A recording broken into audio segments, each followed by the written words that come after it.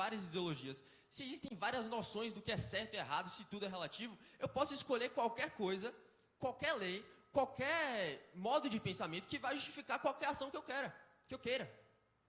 Não é verdade? Pensei, se não tem o certo e errado, se não existe nada disso, eu posso escolher, porque vai ser o que é mais conveniente para mim. Então, é desejo político, é desejo de validação de sentimento, de validação de pecado, é tanta coisa. Eu queria trazer um exemplo das celebridades. Bora pensar naquele jogador de futebol que ele tem uma vida completamente desregrada. Ele tem uma vida ali de festa, assim, vocês sabem do que eu estou falando. E ele vai lá, eles, né? E botam a faixa 100% Jesus.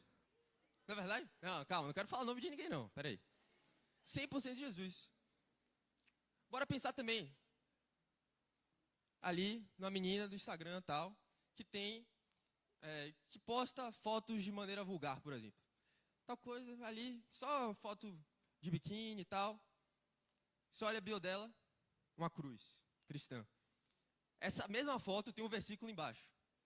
Isso é muito estranho ou existe? Me diga aí. Isso está fora da realidade ou existe? Mas deixa eu te falar. Isso tem afetado também a igreja. Uma pregação do evangelho com a graça distorcida. Isso tem afetado muito a gente. Você pode vir aqui na igreja, você pode ir para EBD, você pode fazer tudo.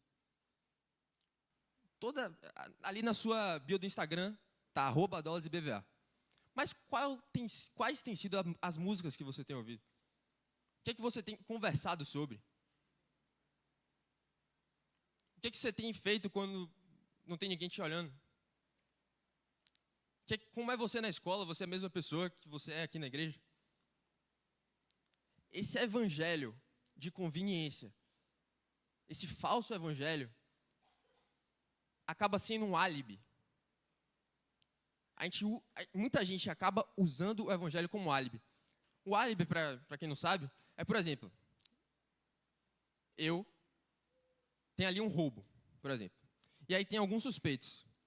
Vamos pensar, tem 2 suspeitos para um roubo, eu e Daniel. E aí, bora pensar.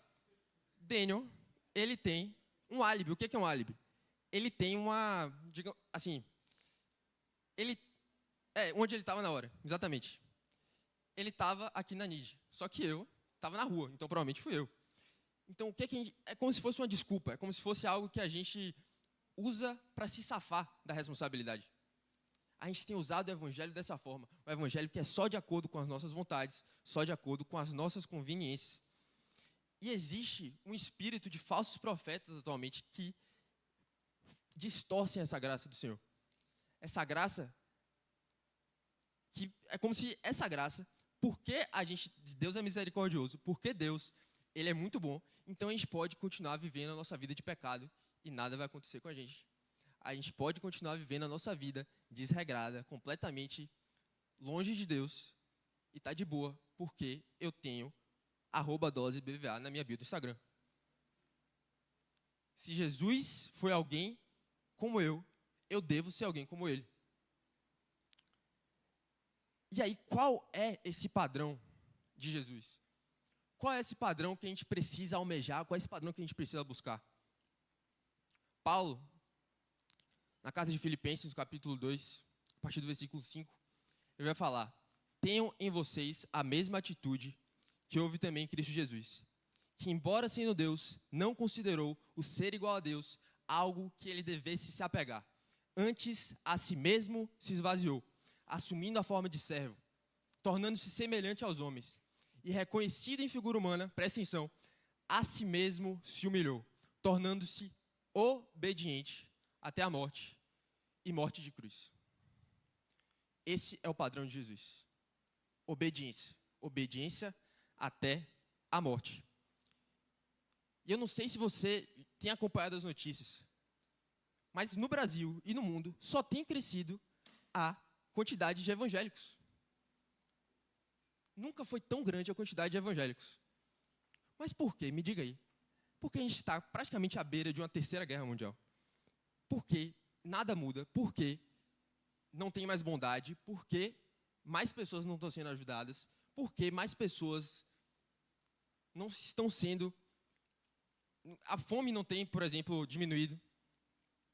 Por que o mundo tem continuado a ir por água abaixo? Todas as coisas parece que são piores se o número de evangélicos tem crescido. Talvez esse crescimento não seja tão real assim. Deixa eu te falar, com base no que a gente está falando aqui e no que a gente observa, nunca foi tão fácil ser evangélico. Mas ser cristão de verdade, todavia, continua sendo uma tarefa extremamente difícil. Ou pelo menos uma que a carne não consegue fazer sozinha, que é ser como Cristo. Eu queria alinhar algumas coisas aqui. O que é que Cristo fez? Jesus, ele veio em obediência total ao Pai, com o propósito de glorificar Deus, ao restaurar a comunhão entre Deus e a humanidade, e ele fez isso pelo poder do Espírito Santo com alegria. Veja, a mensagem de Jesus real é inversa a dessa graça distorcida. A mensagem de Jesus é de obediência até a morte e morte de cruz. Essa é a mensagem do Senhor.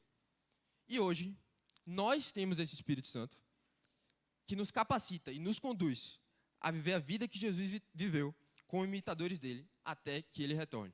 Beleza? A gente está alinhado? E eu queria conversar nessa noite com vocês sobre 3 pontos. Primeiro, a obediência deve ser completa. Segundo, a obediência serve a um propósito. E terceiro, a obediência é possível. E para fazer isso, eu quero trazer uma história que, na verdade, é um exemplo ruim disso. Queria que você abrisse em 1 Samuel 15. Conta um pouco da história de Saul. 1 Samuel 15.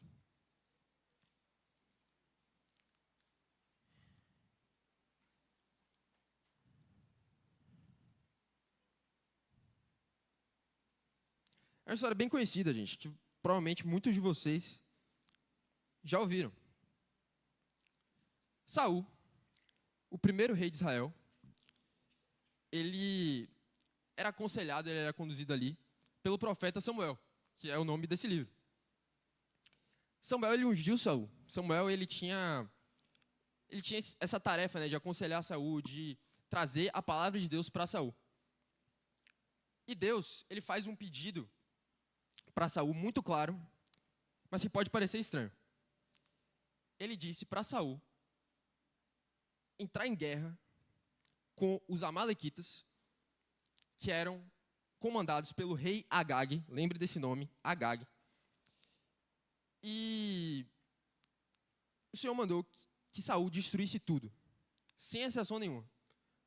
As pessoas, todas, os animais, os bens, tudo. O Senhor mandou que Saul destruísse todo aquele povo, os amalequitas. Mas o que a gente vai ver é que Saul, ele vai lá, ele obedece a Deus. Vai lá, entra em guerra, mata a maior parte do povo. Mas ele cede às pressões dos soldados. Soldados, pô, meu rei, a gente não vai deixar algumas coisas para a gente pegar, para a gente ficar rico. Os despojos da guerra a gente não vai pegar. Ele acaba cedendo a essa pressão dos soldados. E ele também não mata o rei Agag e provavelmente também a família de Agag. E aí, a partir do versículo 17, diz assim: Samuel disse: embora pequeno aos seus próprios olhos, você não se tornou líder das tribos de Israel? O Senhor ungiu como rei sobre Israel e o enviou numa missão, ordenando: vá e destrua completamente aquele povo ímpio, os amalequitas. Guerrei contra eles até que os tenha eliminado. Por que você não obedeceu ao Senhor? Por que se lançou sobre os despojos e fez o que o Senhor reprova? Disse Saul: mas obedeci ao Senhor. Cumpri a missão que o Senhor me designou. Trouxe Agag, o rei dos amalequitas, mas exterminei os amalequitas. Os soldados tomaram as ovelhas e os bois do despojo, o melhor do que estava consagrado a Deus para a destruição, a fim de o sacrificarem ao Senhor Deus em Gilgal. Samuel, porém, respondeu: acaso tem o Senhor tanto prazer em holocaustos e em sacrifícios, quanto em que se obedeça a sua palavra? A obediência é melhor do que o sacrifício, e a submissão é melhor do que a gordura dos carneiros. Pois a rebeldia é como o pecado da feitiçaria, e a arrogância como o mal da idolatria. Assim como você rejeitou a palavra do Senhor, ele o rejeitou como rei. Primeiro ponto, a obediência deve ser completa. A gente não pode fazer como Saul fez. A gente não pode selecionar mandamentos por nossa conveniência. Deixa eu te falar, para Deus, 99% de obediência é desobediência. Olha isso, isso parece estranho. Mas a obediência ao Senhor, se não for total, ela é desobediência. Meia obediência é desobediência. Porque veja, Saul falou, mas eu obedeci. Eu fiz o que o Senhor queria. Mas eu quis fazer isso para o Senhor, o sacrifício. E por isso ele perdeu o reinado. Samuel falou aqui, você perdeu, agora Deus te rejeita como rei. E muitas vezes a gente faz isso, como a gente estava falando. Eu seleciono aquilo que eu vou fazer com base no meu prazer, com base na minha conveniência, no meu conforto e não com base na Bíblia. A gente não pode pegar 99 versículos que eu gosto, mas aquele que é mais difícil, aquele que fala da minha sexualidade, aquele que fala sobre não mentir, descartar. Eu não posso fazer isso. O Senhor quer uma obediência total de nós. Então, por exemplo, o que a gente vê muito hoje, a gente fica com a parte da Bíblia que fala do amor de Jesus, mas a gente esquece que o Senhor odeia o pecado, odeia determinadas práticas. A gente fica com a parte dos bons conselhos da Bíblia sobre dinheiro, sobre sucesso, mas a gente esquece, ou prefere esquecer, deixar de lado a parte que o Senhor fala sobre negar nós mesmos. Você fica com a parte dos planos de Deus e das suas promessas, mas esquece a parte de que o Senhor fala que para seguir Ele a gente precisa deixar tudo para trás. A gente precisa entregar tudo para Ele. A gente não pode fazer isso.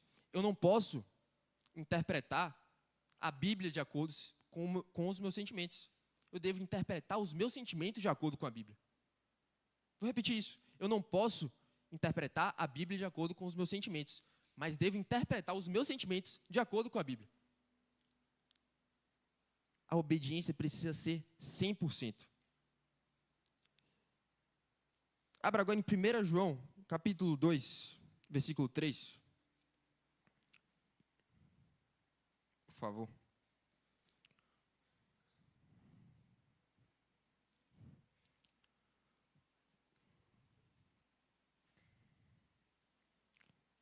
É mais um conselho que a Bíblia dá, que fala sobre isso.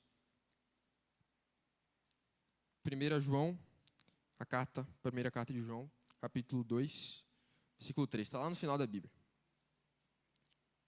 Diz assim: sabemos que o conhecemos se obedecemos aos seus mandamentos. Aquele que diz, eu conheço, mas não obedece aos seus mandamentos, é mentiroso, e a verdade não está nele. Mas se alguém obedece a sua palavra, nele verdadeiramente o amor de Deus está aperfeiçoado.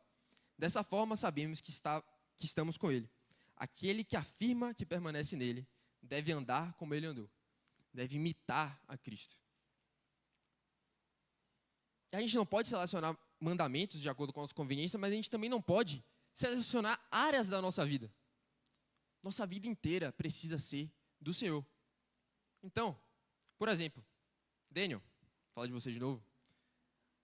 Na sua vida, você não pode ser só o melhor ator de peça, o que mais dá glória a Deus somente com as peças. Você também precisa ser o melhor filho que você pode ser. Kate, cadê Kate? Você não pode ser só a cantora que dá glória a Deus aqui nos Adolas. Você tem que ser a melhor irmã para Mari que você pode ser, em obediência a Deus. Deixa eu ver, Elias e Demarque. Demarque é meu pato, Elias, meu parceiro do Baba, meu pato. É mesmo. Calma. Por mais que você tente, você pode ser um jogador de futebol que dá glória a Deus. Mas você também precisa ser o melhor amigo que você pode ser, o melhor colega que você pode ser na escola. A gente não pode selecionar áreas da nossa vida. A gente precisa dar nossa vida inteira para o Senhor. Isso quer dizer também que é independentemente das circunstâncias. Porque Jesus, nosso exemplo, nosso modelo, foi obediente até no sofrimento, obediente até a morte.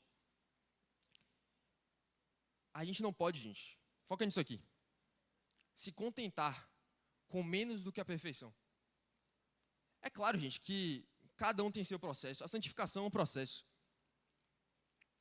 Mas essa vida acomodada com o pecado, que descansa aparentemente com o pecado, essa vida tem levado pessoas anestesiadas para o inferno. Não tem uma maneira mais simples de falar isso. O que é isso? Ser anestesiado.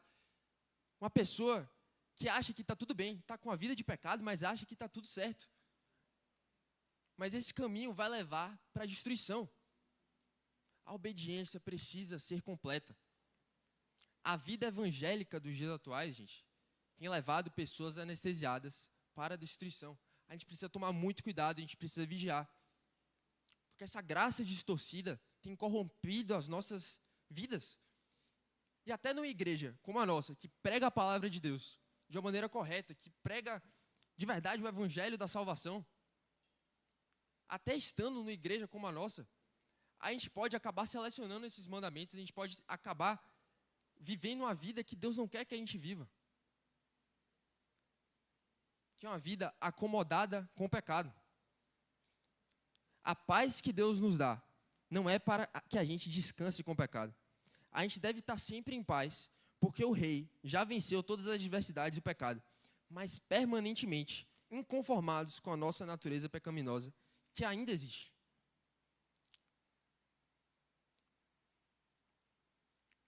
Billy Graham tem uma frase que ele disse: a salvação é de graça, mas o discipulado custa tudo o que nós temos, 100%.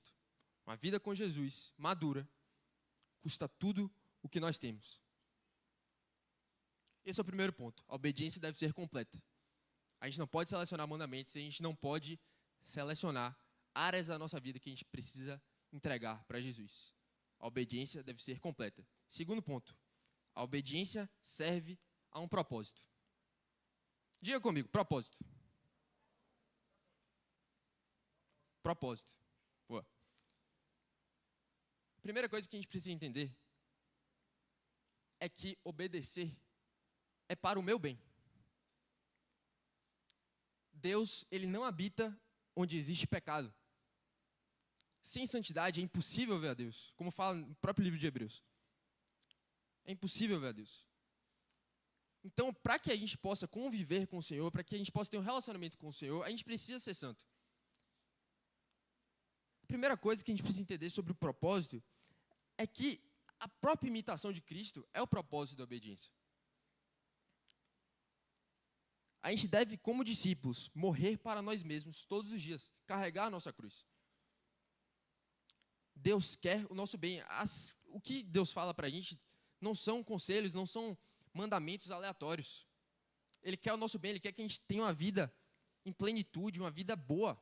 Por isso que Ele nos dá determinadas regras para o nosso bem. A gente precisa entender isso. Mas a gente precisa também entender que não sempre que serão coisas óbvias. Os mandamentos de Deus, o que Deus vai mandar que a gente faça, nem sempre serão coisas óbvias. Como, por exemplo, não use drogas, não beba.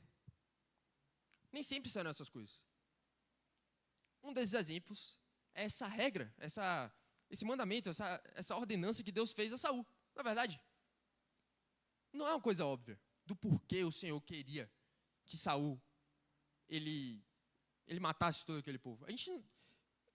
Essa é um questionamento que a Bíblia parece não responder. Na verdade, por que o Senhor queria? Mas a gente precisa entender que às vezes a gente pode não entender o propósito de Deus, mas a gente deve obedecer. Muitas vezes a gente vai vai ter coisas que o Senhor vai falar para a gente que naquele momento a gente não vai entender, a gente não vai saber porquê daquilo.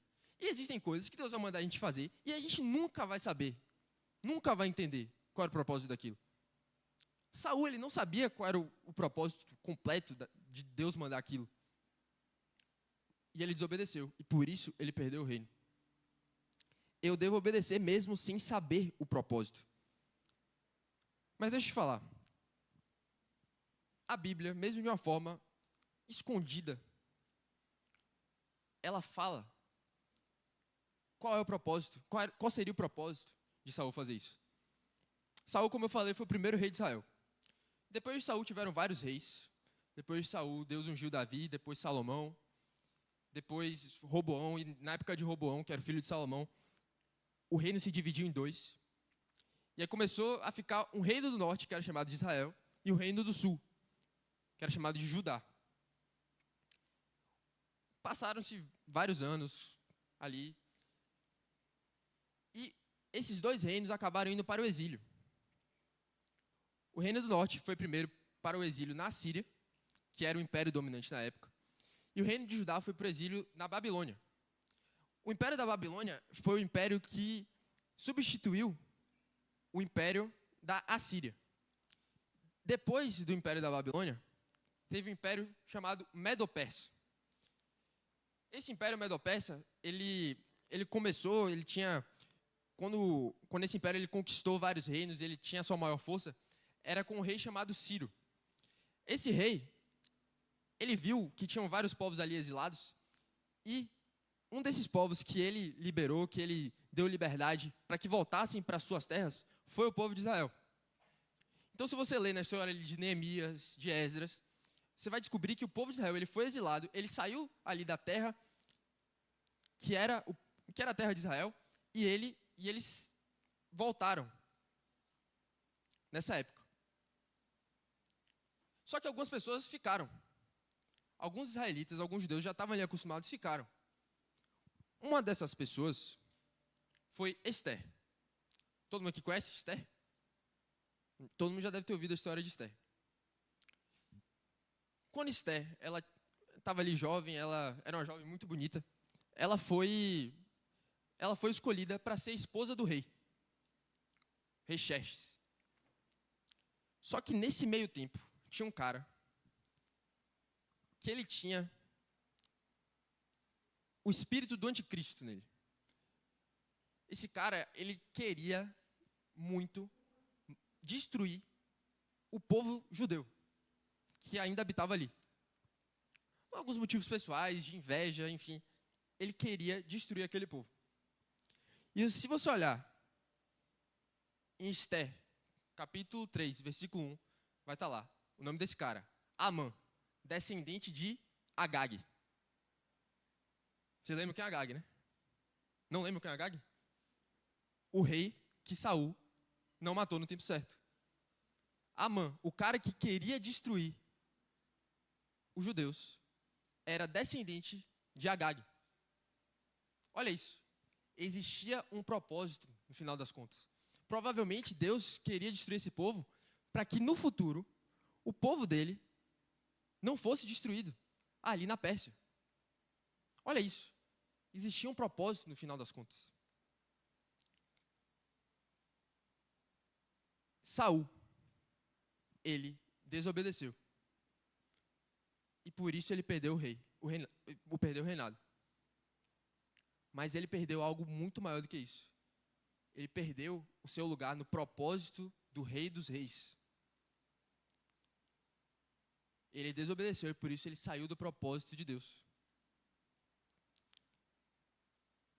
Ele deveria ter obedecido mesmo sem saber do propósito. Mas aqui tem outra coisa.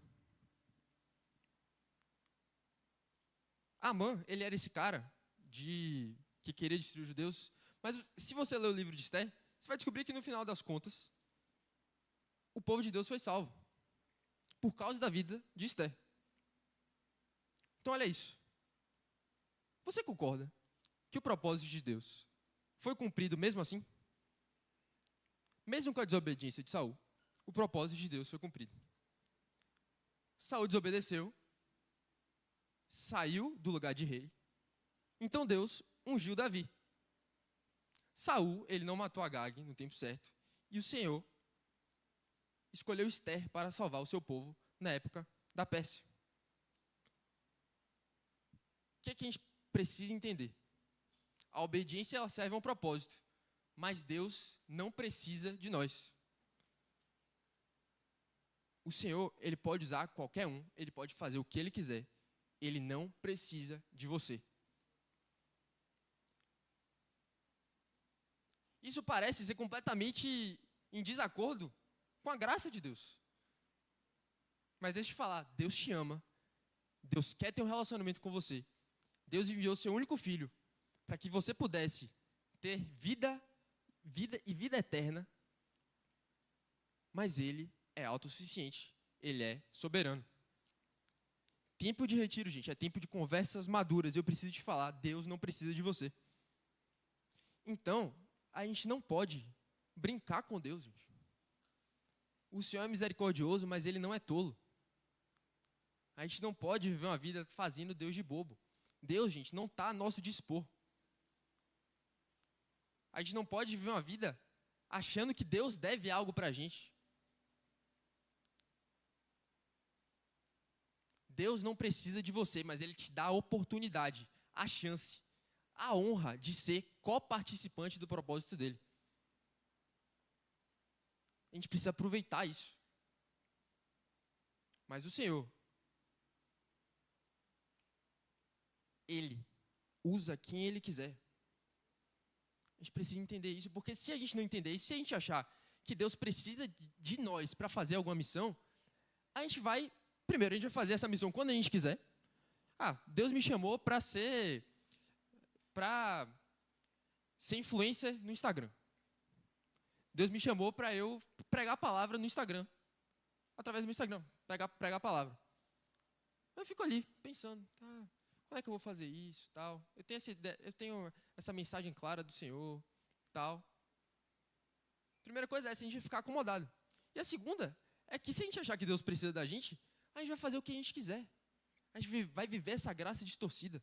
A graça, gente, como eu falei, não pode ser pretexto para a gente fazer o mal. Uma vida de pecado é incompatível com a vida de alguém restaurado de verdade por Deus. Deixa eu te falar, você não é o centro do coração de Deus. O reino não é sobre você. Mas você tem a oportunidade hoje de viver dentro desse propósito. O propósito é dele. Talvez o melhor não seja a gente dizer que você deve encontrar o seu propósito. Talvez, a gente fala muito isso, você tem que saber do seu propósito e tal. Talvez o melhor seria a gente dizer, você precisa saber qual é o seu lugar no propósito de Deus. O propósito é dele. A gente não é, gente, a última bolacha do pacote. A gente não tem direito nenhum de exigir alguma coisa de Deus. Deus deu tudo para a gente. O melhor de Deus, Jesus, veio ao mundo como homem para salvar a gente. A gente não tem o direito de exigir nada de Deus. A gente tem essa oportunidade de ser co-participante, mas a gente não é insubstituível. Saul não quis, ele desobedeceu. Deus ungiu Davi como rei. Nós é que precisamos do Senhor. Nosso coração deve ser aquele que roga por misericórdia. Porque a gente não é nada. A gente é pecador. Sem o Senhor, a gente não consegue fazer nada. A própria vida, gente, é um presente de Deus. Deus não precisava criar a gente. Ele fez isso porque é da natureza dele transbordar amor. Gente, Deus não está ao nosso dispor. Deus não precisa de você, mas Ele te dá hoje a oportunidade de ser co-participante no propósito dEle. E Deus usa quem Ele quiser, gente. Eu não sei se vocês já viram um filme que eu gosto muito, ainda mais do livro, que é Senhor dos Anéis. Nesse livro, nesse filme, né, tem uma missão que é destruir o anel. Esse anel, ele simboliza o pecado, na verdade. Se o Senhor dos Anéis, né, conseguir aquele anel, ele vai dominar sobre toda sobre toda a Terra-média, que chama, que é Sauron, né? O grande vilão. E para conseguir, nessa missão, destruir o anel, eles formam uma sociedade, um grupo de pessoas que estavam nessa missão. E o que é mais interessante, para quem viu, sabe? A pessoa mais improvável de todas é quem é escolhida para carregar esse anel. É história fictícia, obviamente, né, de fantasia. Então, nesse grupo, nessa sociedade, tinha um anjo, basicamente, que é Gandalf. Tinha um homem, um rei poderoso. Tinha um elfo, que é outro ser muito poderoso. Tinha um anão. E tinha uma pessoa que era um ser ainda menor do que um anão, que é um hobbit. E essa é a pessoa que é designada para cumprir essa missão. No reino, muitas vezes, acontece isso. Deus procura as pessoas mais improváveis. Deus usou Davi, baixinho, franzino, para matar Golias. Deus usou Gideão, se você conhece essa história, que era o cara mais humilde, o cara mais ali, que não queria nada com a vida, para cumprir o propósito dele. Então, gente, Deus usa quem Ele quiser, porque a glória é dele, não é nossa. A gente não pode se vangloriar por nada, porque tudo que a gente tem vem de Deus. Tudo de bom que a gente tem vem de Deus. Então, a obediência serve a um propósito, do qual Deus nos dá a chance de ser coparticipante, porque Ele é bom. Primeiro ponto, a obediência deve ser completa. Repete comigo, completa. Segundo ponto, a obediência serve a um propósito. Repete comigo de novo, propósito. E o terceiro ponto, a obediência é possível. Vocês ainda estão abertos em 1 João? 1 João, capítulo 1, versículo 5. Abra aí, quem ainda não tiver.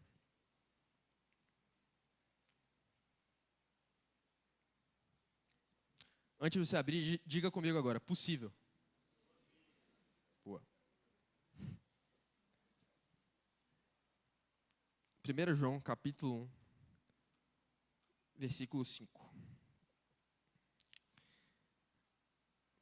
Todo mundo aí? Pronto.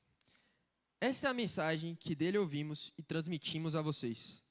Deus é luz, nele não há treva nenhuma.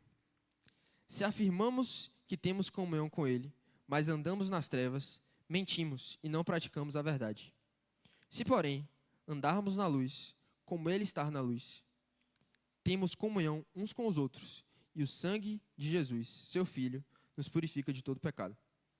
Se afirmamos que estamos sem pecado, enganamos a nós mesmos, e a verdade não está em nós. Se confessarmos os nossos pecados, ele é fiel e justo para perdoar os nossos pecados e nos purificar de toda injustiça. Para a gente viver essa vida que Jesus quer que a gente viva, de obediência, a gente precisa andar na luz. Andar na luz quer dizer uma vida de oração. Isso é como a gente vai, dessa forma é como a gente vai viver essa vida que Deus quer que a gente viva.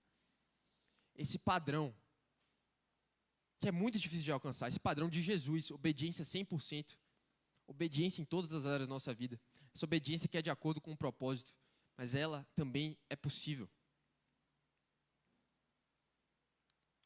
Essa obediência, essa vida de obediência está ao nosso alcance por meio de uma vida de oração, uma vida de andar na luz. O sangue de Jesus nos purificou de todo pecado e a gente confessando esse pecado ao Senhor,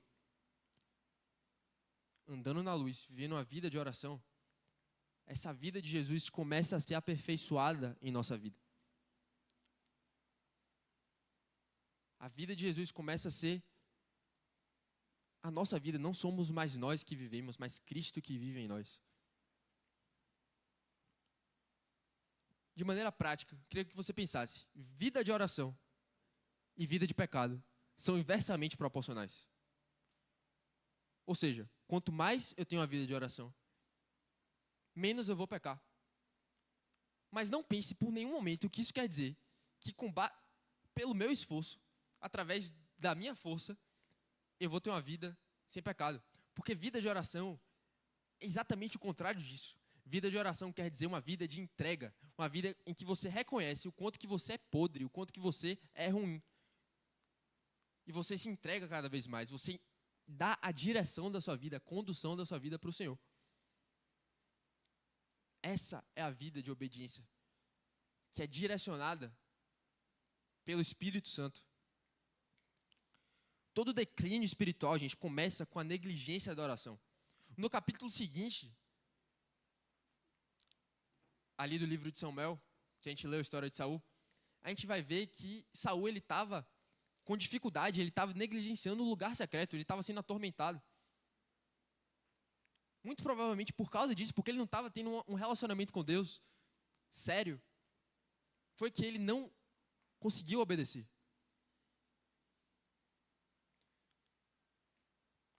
A vida de oração deve ser nosso alvo. E essa vida direcionada pelo Espírito Santo deve ser aquilo que a gente busca, aquilo que a gente almeja. Porque a gente não pode se contentar com menos do que o padrão de Jesus. E quando a gente conversa com Ele, quando a gente tem um relacionamento com Ele, mais a gente se parece com Jesus.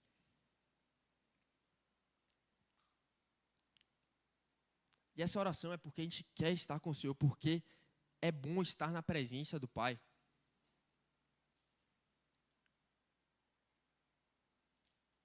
Conhecer e ser conhecido pelo Senhor é a melhor coisa que a gente pode fazer, gente.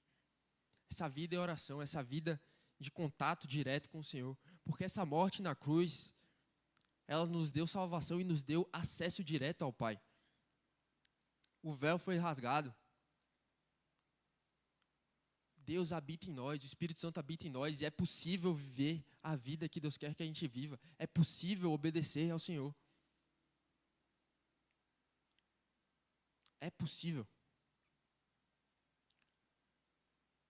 Em oração, uma vida conduzida pelo Espírito Santo, a gente pode obedecer. Esse ano, no início do ano, teve a Conexão. Quantas pessoas aqui foram para a Conexão? Já foram em algum momento? Ou foram esse ano? Pronto. Acho que 40% mais ou menos. A Conexão é um projeto que a gente tem aqui na igreja de missão. Então a gente vai ali, fica 15 jovens ou 15 adolescentes em uma cidade específica, uma cidade pequena. E a gente vai ali para pregar o evangelho. A gente faz peça, a gente evangeliza as pessoas. É um tempo muito, muito bom. E esse ano, eu acho que todo mundo que foi também tem esse testemunho, foi um ano muito especial. Um ano em que a gente viu muitas conversões, em que a gente viu o agir de Deus de forma extraordinária. E foi muito nítido que Deus estava conduzindo cada passo, que Deus estava ali em cada momento. E esse ano, na minha equipe, que era lá em Niterói, Sergipe, a gente teve um tempo muito bom, tempo de comunhão, a equipe estava muito unida. E a gente vivia esse tempo de oração, essa vida de oração era muito nítida entre nós. E Deus conduzia cada passo. E aí, naquele momento, muitas pessoas se converteram. Ali, tinham mais ou menos 400 pessoas na cidade. Ali, teve mais de 80 conversões. Então, foi uma bênção. E a gente viu mesmo o agir de Deus naquele lugar.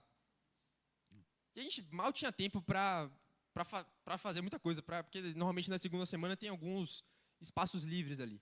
Mas a gente passou a segunda semana inteira em discipulado. Passou ali. E aí, na última noite, que a gente já estava ali se preparando para ir embora, né? Porque, infelizmente, a gente tem que ir embora. A gente lembrou de um cara.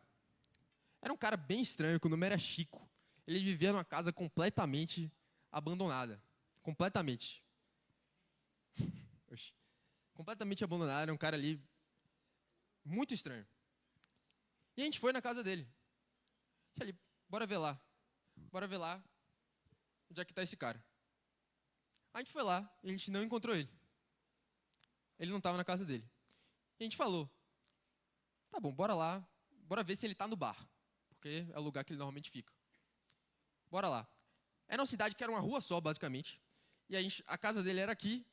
E a gente estava indo ali, tentar achar ele aqui. A gente foi andando.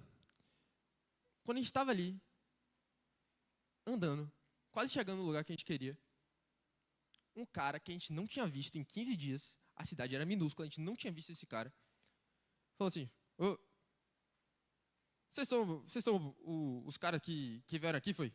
Estão voltando hoje, de Salvador? Não sei o quê. Ele falou: somos. Ele: vem aqui na minha casa. Esse cara, a gente não tinha visto ele. A gente não foi na rua encontrar ele. Esse cara, ele estava vivendo ali uma opressão na casa dele, uma coisa horrível. A gente foi lá, a gente orou por esse cara se converteu. Literalmente, aos 45 minutos do segundo tempo da conexão, a gente foi pra rua, de noite, para fazer outra coisa, achar outro cara, e Deus, de alguma forma, conduziu a gente para achar esse cara. João Cláudio, o nome dele. Esse cara, para honra e glória do Senhor Jesus, se converteu. Veja, o que eu quero dizer com isso. A gente não sabia do propósito daquele momento. A gente não tinha certeza, mas a gente estava vivendo uma vida de oração, a gente estava vivendo uma vida conduzida pelo Espírito Santo. A gente acredita que por isso a gente achou aquele cara aos 45 minutos do segundo tempo na conexão. Esse cara se converteu. A gente tem vários relatos iguais a esse, muito parecidos com esse, que o Senhor conduziu de uma maneira clara, porque naquele momento de conexão, a gente é conduzido pelo Espírito Santo porque a gente tem essa vida de oração intensa, em comunhão, como família. E o Senhor age através das nossas vidas. A gente é coparticipante de uma maneira ainda mais ativa nesse momento de conexão. A igreja de Atos foi assim. E a nossa vida, gente, deve ser assim. Uma vida conduzida pelo Espírito Santo. O Espírito é quem faz com que a gente consiga cumprir os mandamentos de Deus, com que a gente consiga obedecer ao Senhor de verdade. A gente não consegue sozinhos. A gente não consegue sozinhos. Quando a gente tem essa vida de oração, a gente se torna mais parecido com o Senhor. Porque o Espírito Santo está sempre apontando para esse padrão, para esse modelo, que é Jesus Cristo. Primeiro ponto, a obediência deve ser completa. Segundo ponto, a obediência serve a um propósito. E terceiro, a obediência é possível. Uma vida de obediência é possível por meio de uma vida intensa de oração.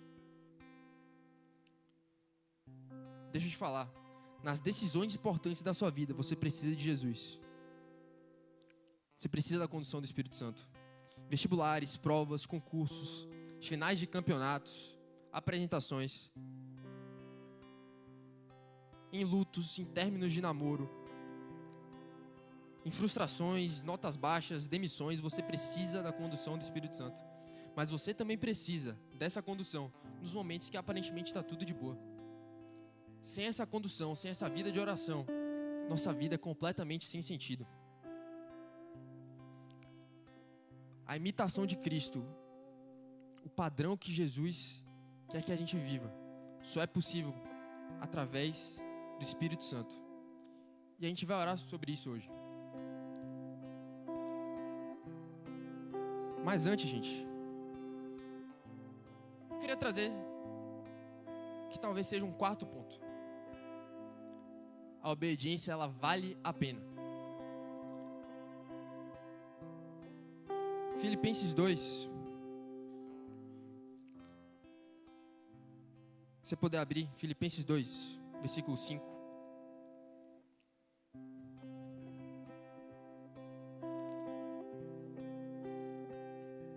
A obediência deve ser completa. A obediência serve a um propósito. A obediência é possível. E a obediência vale a pena. Diz assim: seja a atitude de vocês, como a gente leu, a mesma de Cristo Jesus, que embora sendo Deus, não considerou que o ser igual a Deus era algo a que devia pegar-se, mas esvaziou-se a si mesmo, vindo a ser servo, tornando-se semelhante aos homens. E sendo encontrado em forma humana, humilhou-se a si mesmo, e foi obediente até a morte, e morte de cruz. E continua. Por isso Deus o exaltou à mais alta posição, e lhe deu o nome que está acima de todo nome, para que ao nome de Jesus se dobre todo o joelho, nos céus, na terra e debaixo da terra, e toda a língua confesse que Jesus Cristo é o Senhor, para a glória de Deus Pai.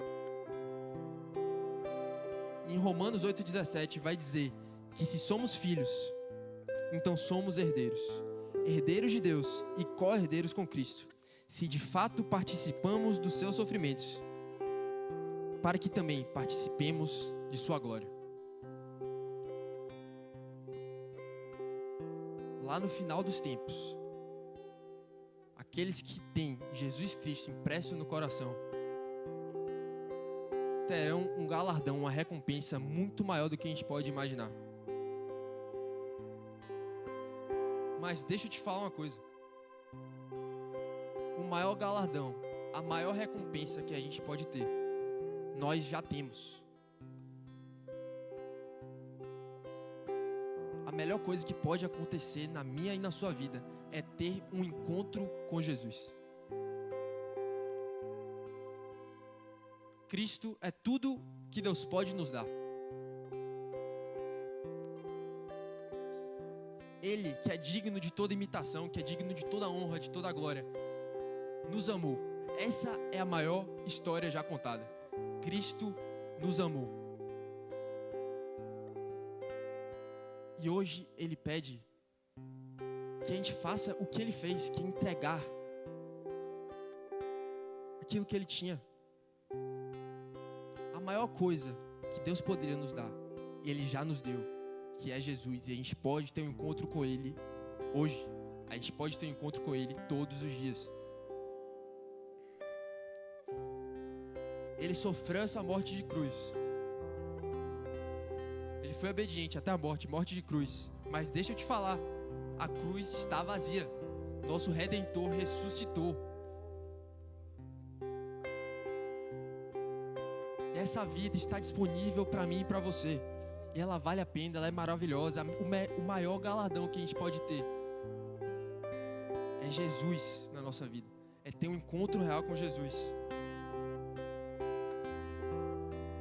Deus ama se revelar para os seus filhos.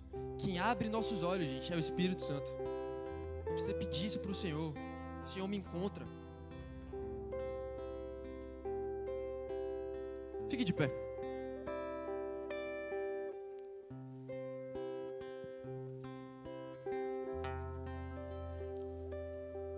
Se Jesus era alguém como você, você deve e pode ser alguém como Ele. Essa vida está ao nosso alcance por meio de uma vida de condução, uma vida de oração, que o Espírito Santo nos direciona. A gente precisa disso, gente. O Senhor precisa nos encontrar todos os dias. Sem isso, nada faz sentido. Eu quero chamar algumas pessoas aqui hoje. Pessoas que se encontram insatisfeitas com a forma que têm vivido, que estão inconformadas com o pecado que têm vivido. Pessoas que querem ser conduzidas de uma maneira mais intensa, de uma maneira mais forte pelo Espírito Santo. Esse apelo, na verdade, é para todos nós. Mas você, que está sentindo algo diferente no seu coração, você que sabe que você pode viver algo maior com Deus, essa vida que está disponível para você, essa vida que é possível, uma vida de obediência, em que você quer ser conduzido pelo Espírito Santo. Enquanto a banda toca, enquanto a banda vai ministrar, quero que você venha aqui na frente. Eu queria pedir que o pessoal da liderança estivesse orando por essas pessoas. Você que quer viver uma vida conduzida pelo Espírito Santo, de uma maneira real, de uma maneira diária, vem aqui na frente, a gente quer orar por você. Essa vida é possível. Que a gente obedece ao Senhor por quem Ele é, por causa dessa graça que a gente recebeu. Então vem aqui na frente, o pessoal da liderança vai estar orando.